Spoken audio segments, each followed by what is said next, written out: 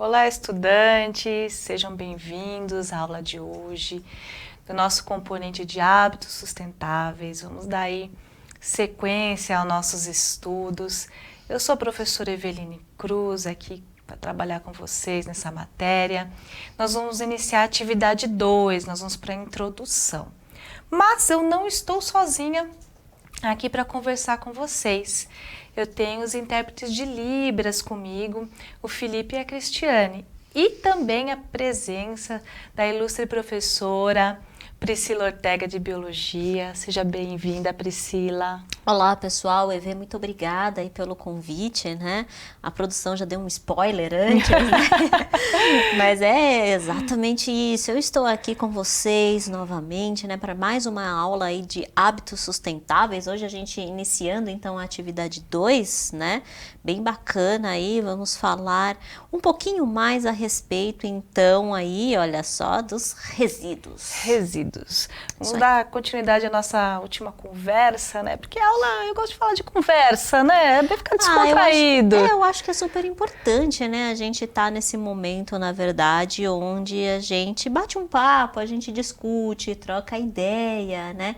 E para justamente a gente discutir mais, trocar ideia e para que todos, né, possam ter acesso também à nossa aula de hoje, vamos lá para nossa descrição, né, Evê? Vamos lá. Quer começar? Vamos lá, então. Então eu começo hoje, né? Então eu tô aqui com uma calça jeans azul, uma blusa vermelha e branca, sapatos pretos. Eu sou uma pessoa branca, olhos claros, cabelos louros, encaracolados. Hoje eles estão soltos, eles ficam mais ou menos aqui na altura dos ombros e uso óculos, né? Eu acho que isso é uma essência do pessoal de Ciências da Natureza. Viu? Exatamente. Todos os coleguinhas de Ciências da Natureza utilizam óculos, dá um charme especial. É isso mesmo. Eu não sou diferente, eu uso óculos também como a professora. Tenho uma altura modesta, né? Eu tenho pele clara, cabelos castanhos, eles estão presos, como sempre, olhos castanhos. Eu estou usando uma botina de roça, né, que é quentinha, uma calça jeans preta e uma blusa marrom mescladinha aqui, né, até parecida com a blusa um pouco da professora. É mesmo, né? A gente veio combinandinho hoje. Combinandinho. É isso aí. Bom, o objetivo da nossa aula é refletir sobre a importância da gestão de resíduos e a geração de esgotos para o meio ambiente. Será que nós somos capazes de gerir o resíduo que produzimos, né, no nosso cotidiano? Muito interessante essa pergunta, né? Porque aí a gente precisa pensar o que seria a gestão de resíduos? O que é, por exemplo, eu gerir o resíduo que eu faço, né, na verdade, dentro da minha casa, né? Seria só o descarte? Tipo, eu pego o resíduo, vou lá e descarto. Pronto, gestão de resíduos. Me livrei dele. Né? Será que é só isso? Né? Eu acho que é um pouquinho mais, não é? Acho que a gente tem que pensar desde o momento que a gente vai adquirir alguma coisa, um alimento, um produto, um serviço, a gente tem que começar desde o início, né? A pensar, como você mencionou na aula anterior, os nossos hábitos, né, de consumo. Seguindo em frente aqui, nós temos os nossos eixos estruturantes, né, que é a investigação científica, né, o empreendedorismo, os processos criativos e a mediação e a intervenção sociocultural. E a professora continua cega. Tá pequenininho ali, tá pequenininho. Né? Mas aí nas habilidades, agora vai, né? Agora vai. Temos aí duas habilidades. Uma delas é selecionar e mobilizar intencionalmente recursos criativos. Será que nós precisamos de criatividade para gerir os nossos recursos? Acho que sim, né? E selecionar e mobilizar intencionalmente conhecimentos, recursos das ciências da natureza para propor ações individuais e coletivas de mediação e intervenção sobre problemas socioculturais e problemas ambientais. Será que nós temos interferência nos nossos problemas ambientais? Com certeza, né? E a questão ainda dos resíduos, né? E como que a gente descarta esses resíduos, como isso vai para o meio ambiente, né? Isso gera essa interferência do ser humano, né? E por isso justamente, né, a questão da gestão dos resíduos, que é o que a gente vai falar hoje, né? Exatamente. Mas antes da gente começar aí a nossa aula, a nossa conversa, é interessante que você pegue um lápis, uma caneta, né, para tomar nota, fazer as suas anotações. Se depender só do cérebro, a gente esquece, tá? É bom para a gente revisar e como foi o nosso aprendizado de hoje. Vamos lá? O que nós vimos na aula anterior? Vamos dar uma recordadinha, né? Recordar é viver. É verdade. Na aula anterior, entendemos as diversas formas de descarte de lixo, né? Como é que a gente descarta o nosso resíduo, né? Vamos começar a falar em termos mais técnicos, agora que a gente já está avançando um pouquinho no componente, né? Aí, em vez de a gente chamar de lixo, nós podemos chamar de resíduos. Não é verdade? É verdade, foi uma discussão, inclusive, que a gente teve na nossa aula anterior, né, sobre aí a diferença, né, se existe diferença ou não, a respeito aí do lixo e do resíduo, né, e a gente viu, né, justamente isso, né, que para aquilo que a gente, na verdade, descarta, que não tem serventia mais realmente nenhuma, aí sim você pode chamar de lixo, mas para aquilo que ainda tem uma certa serventia, que a gente pode aí, por exemplo, dar um outro destino, que pode, né, fazer aí, né, surgir aí um outro fim para esse material, aí a gente pode chamar de resíduo, né, nesse caso. Utilizamos até alguns exemplos aí que a gente pode aproveitar na cozinha, né? Isso uma casca de mesmo. banana sequinha ao forno para fazer um farelo, para enriquecer bolos e pães, né? Para quem mora aí na zona rural tem galinhas, né? Você pode pegar a casquinha do ovo, secar, triturar, acrescentar na ração, né? Para enriquecer de nutrientes, essa alimentação da galinha, para dar uns ovinhos mais gostosinhos, né? Aí sim, mais né? nutritivos, né? Aprendemos também que o Japão investe em educação ambiental e separação e destinação correta do lixo. O Japão sempre, né? Exemplo, né? Ah, com certeza, né? Então, desde aí do processo educacional das crianças, né? Em casa, na escola, dessa questão, por exemplo, de separação. Eles, né? Eles fazem direitinho a questão da gestão, né? Exatamente. Dos seus resíduos, né? E aí, justamente, a gente viu a usina, né? Aquela usina interessante, né, onde eles fazem aquele processo lá de incineração do lixo, né, bem bacana também. Eles né? separam tudo lá na usina, né?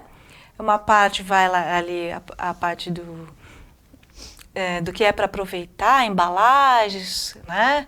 Latas, vidros, vai para reciclagem e o que não vai para reciclagem aproveita-se para incinerar, né? E, inclusive, essa incineração gera energia elétrica ali para a comunidade.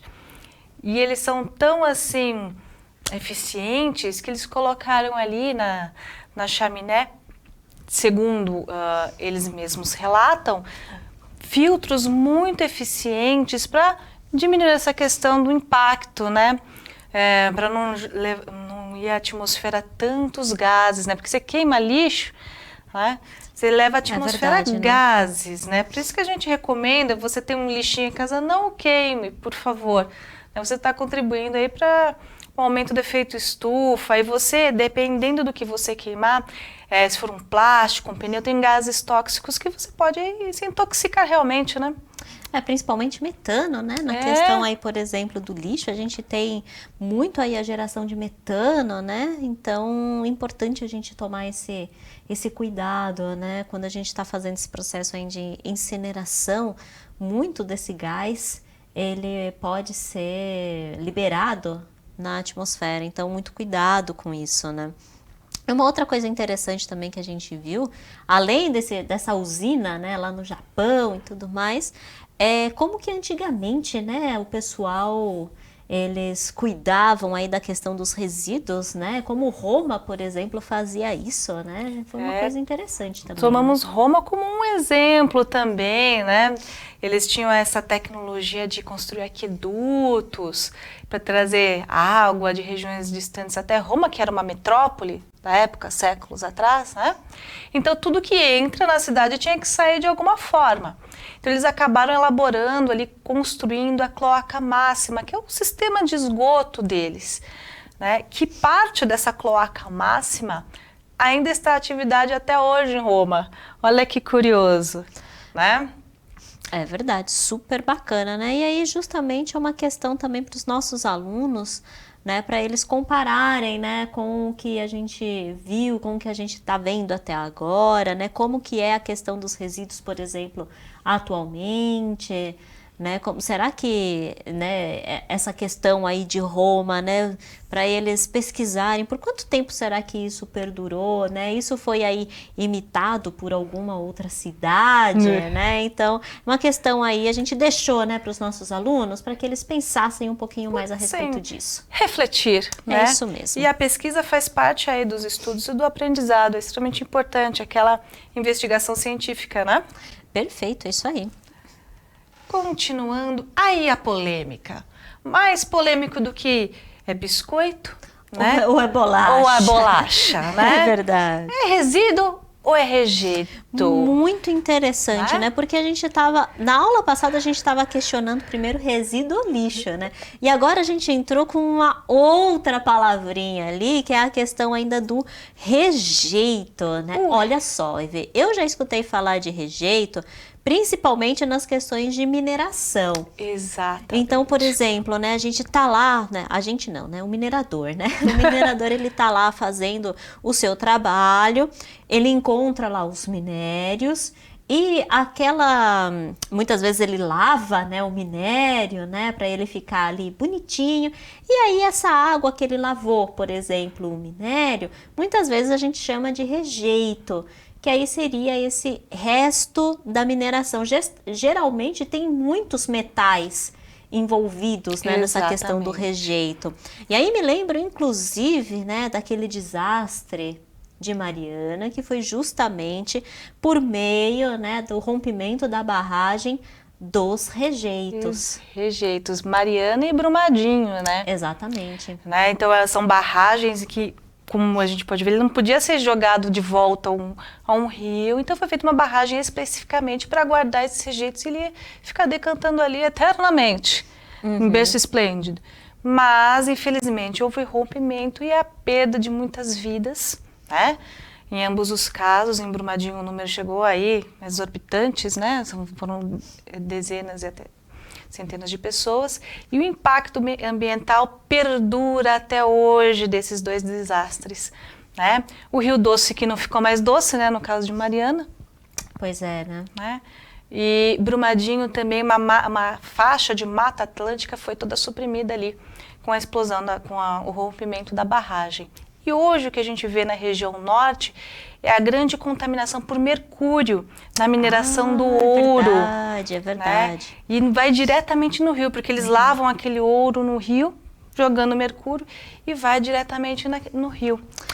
É verdade, eu estava vendo, né, por esses dias, né, justamente uma reportagem a respeito disso, né, e falando o quanto a mineração de ouro está crescendo na região da floresta amazônica, né, e quanto isso está impactando não só a fauna e a flora da região, como também as comunidades indígenas ali da região também, né? Exatamente. Nós vamos ver sobre esse assunto um pouquinho mais para frente, vamos ver como contamina, né, como impacta na saúde das pessoas. Então aguardem cenas dos próximos capítulos. Dos próximos segundos.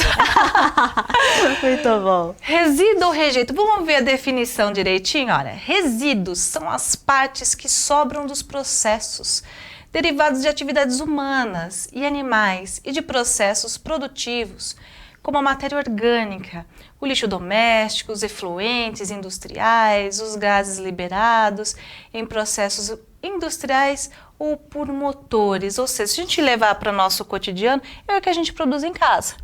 Exato. Né? Tá? É o que a gente produz em casa e a gente acaba descartando. Mas, né, ele pode ter uma outra destinação. Uma roupa que não serve para mim pode servir para outra pessoa. Né?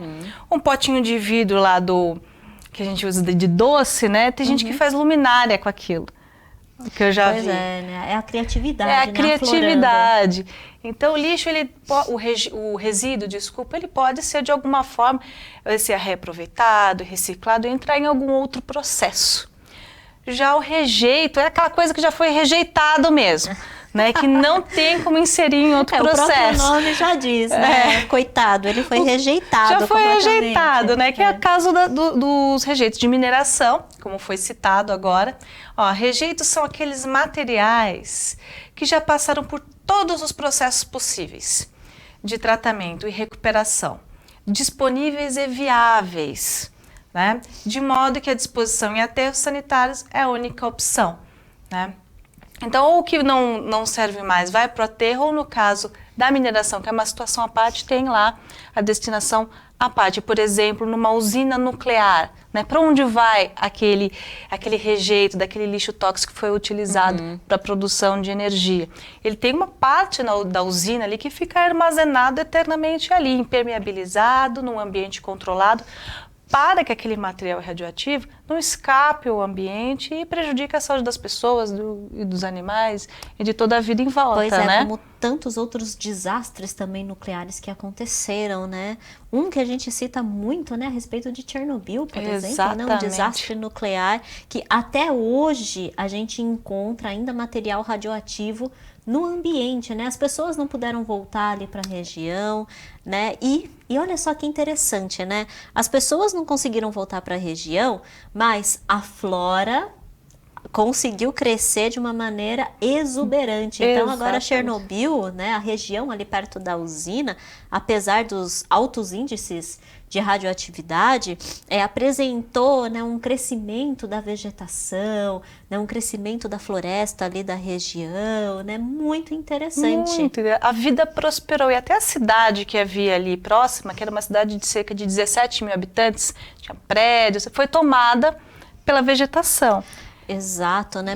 Mas isso é uma coisa importante também que a gente precisa destacar para os nossos alunos, que essa questão, né, muitas vezes, então não tem problema, né? Então eu posso poluir, posso liberar a radioatividade na boa, porque as plantinhas vão crescer, mas não é bem assim, né? As plantas crescem, né, justamente porque elas acabam se adaptando àquela condição. Então elas acabam crescendo porque é onde elas têm para crescer, né? Então ali os vegetais, né? A gente entra naquele processo de Darwin, né? Os vegetais resistentes foram selecionados e aí eles acabaram se adaptando ali naquela situação e aquela região.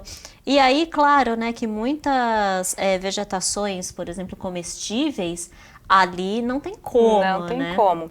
Fazer uma hortinha ali fora de questão. Exato. Mesmo porque o solo ainda tem aquela poeira radioativa. E se você mexer no solo, aquela poeira radioativa ela vai se soltando. E se infiltra, né, para as camadas mais inferiores ali do solo. Aí um curioso dado é que alguns cientistas estão estudando os animais, porque as plantas não saem andando. Exato. Mas lobos, né, manadas de cavalos, né, eles entram e saem da região de exclusão ali. Né? Será que eles estão carregando algum material radioativo?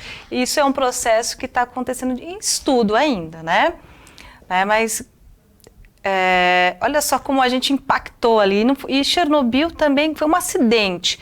Vamos dizer assim, não vamos entrar no detalhe, né, mas outra questão importante foi no próprio Japão, né, decorrência do tsunami, a usina de Fukushima não teve aquela grande explosão, não teve, né, como Chernobyl, mas escapou sim radioatividade bastante ali e muitas pessoas perderam suas vidas para controlar aquela situação. Hoje a usina de Fukushima ela está sendo aí desmontada. Ela foi desativada. Foi desativada, ela está sendo aí desmontada. Assim como, a princípio, o reator 4, que foi o que explodiu em Chernobyl, foi desativado e os outros foram desativados no decorrer dos anos. Né? Não foram... A princípio, eu achava que a usina toda havia sido... Parou de uma vez, assim, Parou de uma né? vez, não. Elas foram desativadas no decorrer dos anos. E até hoje, ambas, né, são uma preocupação, tanto Fukushima quanto Chernobyl, aliás, né? As usinas nucleares são pontos sensíveis que não podem ser... É verdade, né? Muito sensível isso, né? Inclusive tem um documentário falando a respeito, né, dos primeiros profissionais que quando aconteceu o acidente de Chernobyl, os primeiros profissionais que foram tentar conter o acidente, né? O que aconteceu com esses primeiros profissionais, né? É um documentário, você precisa ter assim um certo espírito para conseguir assistir, porque é um documentário bem triste, né? Bem triste. Vamos seguir?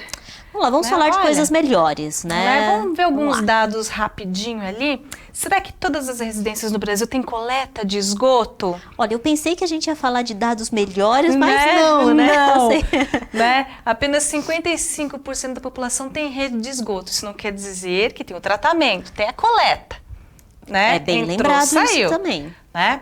Quase 100 milhões de brasileiros, ou seja, 45% da população, não tem acesso à coleta de esgoto. A gente já passou de 200 milhões já faz um tempo, né? Se eu não me engano, estão uns 220 milhões de pessoas aí no nosso país. 3,1% das crianças e adolescentes não possuem banheiro em casa. Ainda temos essa realidade, né? Esse né? caso aí, por exemplo, seria o que? A fossa, algo nesse sentido? Nesse sentido, uma fossa. Tem alguns lugares, se for contar de uma maneira correta, seria banheiro seco, mas o banheiro seco assim, é eficiente, é higiênico. Mas essa não é a realidade da maioria, né? Olha só, olha que número alarmante. Só 34 municípios entre as 100 maiores cidades do Brasil têm mais de 90% da sua população atendida com rede de esgoto. Olha, são as maiores cidades do Brasil. Né? Agora a gente fica pensando nas menores cidades, né? E nos menores ali, no municípios também, né? Como que ainda é muito precário essa questão aqui no Brasil de rede de esgoto. Isso porque a gente não está falando nem de tratamento, né? A gente só está falando de coleta de esgoto, né? E ali no Brasil, a proporção de municípios com rede de esgoto passou em 1989 de 47,3%, para em 2017, 60,3%. Será que esse número está satisfatório? Ponto muito importante, né? Porque assim, com o passar dos anos, né? Olha, de 89 para 2017, a gente tem aí uma grande quantidade de anos que se passaram, né?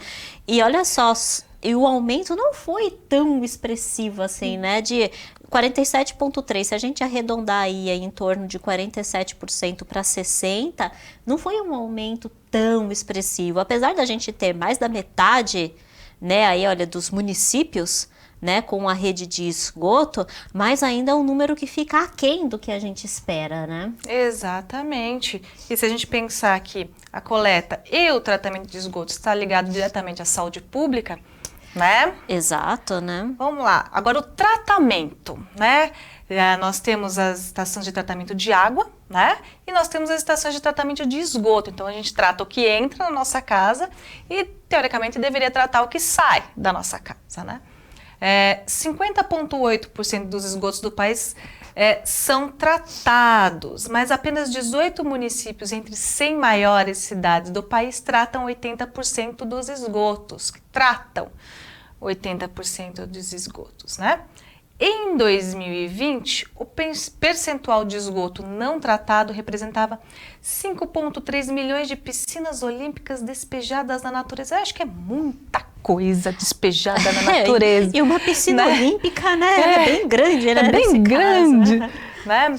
Talvez para um atleta olímpico, para o Gustavo Borges deve ser fichinha, mas é uma imensidão de água, pois né? né? São 100 metros aí de raia, são muitos metros cúbicos de água. Brincadeiras à parte, é um número muito sério. Com certeza, né? E a gente está falando, olha só, em 2020, há 2 anos atrás, né? Exato. Então, assim, é um número alarmante, né? A gente precisa ficar muito atento e preocupado aí com essas questões do tratamento de esgoto, né?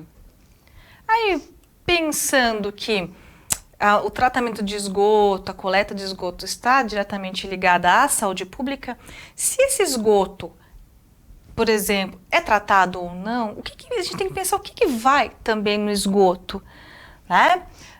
Por exemplo, o sistema de tratamento de esgoto, ele não consegue ainda retirar a maior parte das partículas, por exemplo, de vírus e bactérias e fármacos, né, do tratamento, né? Olha, muito interessante, né? Porque estudos recentes da USP, né, do Instituto lá de Química da USP, justamente retratavam, né, que esses fármacos, por exemplo, que chegam ao meio ambiente, eles conseguem sim penetrar nos organismos e conseguem aí causar, né, um fenômeno de bioacumulação, né? Exatamente, ó. Fármacos, o que seriam os fármacos? Vamos começar são os medicamentos, né? Aquele medicamento para dor de cabeça que a gente toma, aquele xaropinho, né? Ó, estudos apontam que vários fármacos que são consumidos são excretados no esgoto doméstico. Várias dessas substâncias são persistentes no meio ambiente, ou seja, ela fica ali, né? E vários fármacos não são removidos no tratamento convencional de água, né? Como a professora acabou de comentar, esse fármaco ele vai ser metabolizado uma parte pelo seu organismo, tá? Só que você vai eliminar, né? Através da urina e das fezes, nesse sistema de esgoto, o que você consumiu, né? As substâncias químicas são absorvidas ou retidas no organismo de determinado ser vivo, e a gente chama isso de bioacumulação. Porque imagina, né? Você consumiu esse fármaco, aí você excretou esse fármaco lá na sua rede de esgoto, mas essa rede de esgoto não foi tratada. Vai para o meio ambiente, aí eu tenho ali os peixes da região, por exemplo, que consomem água, alimento daquele ambiente e, consequentemente, também o fármaco está indo junto. Esse primeiro peixe é consumido por um outro peixe, e aí você vai e consome esse segundo peixe, ou seja, entra numa cadeia, né?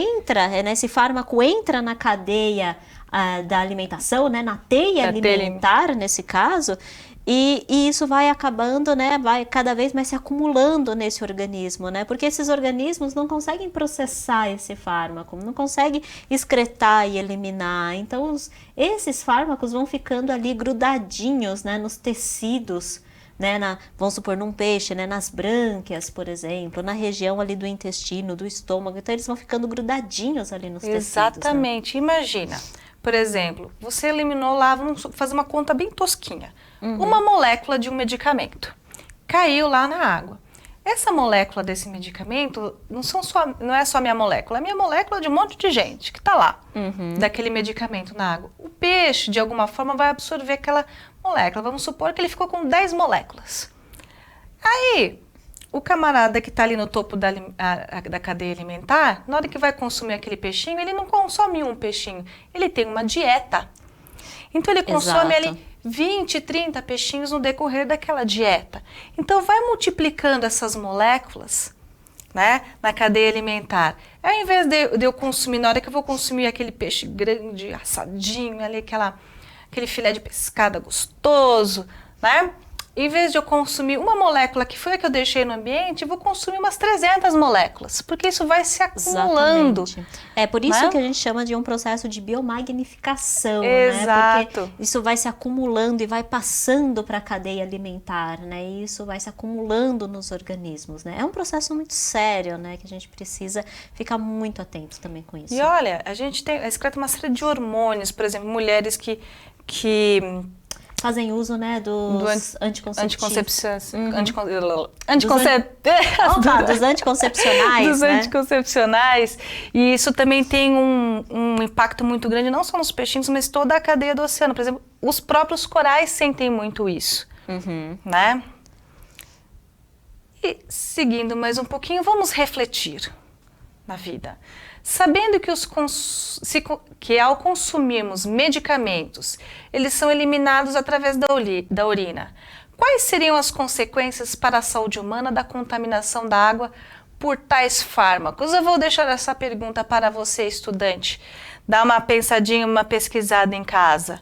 Perfeito, né? Com tudo isso que a gente falou, né, hoje, né, a respeito aí do processo de bioacumulação, de biomagnificação, né, eu acho que dá para ele ter uma grande ideia a respeito dessa questão aí da pergunta, né, para a saúde humana, da contaminação da água, essas consequências, né, acho que dá para ele conseguir aí relacionar, né, tudo isso com a contaminação e essas consequências para a nossa saúde. Para a nossa saúde, porque tudo volta. Tudo que a gente joga no ambiente volta. Bom, pessoal, eu quero agradecer aí a presença de vocês, contemplando a gente nessa aula. Quero agradecer a presença da professora Priscila, contribuiu imensamente, abrilhantando aqui a nossa aula. Se você gostou ou não gostou, avalie a nossa aula aqui pra gente, o que você achou da aula. Agradeço muito a todos. Obrigada, até a próxima. Tchau, pessoal. Falou, Evê. Até mais, pessoal. Tchau, tchau.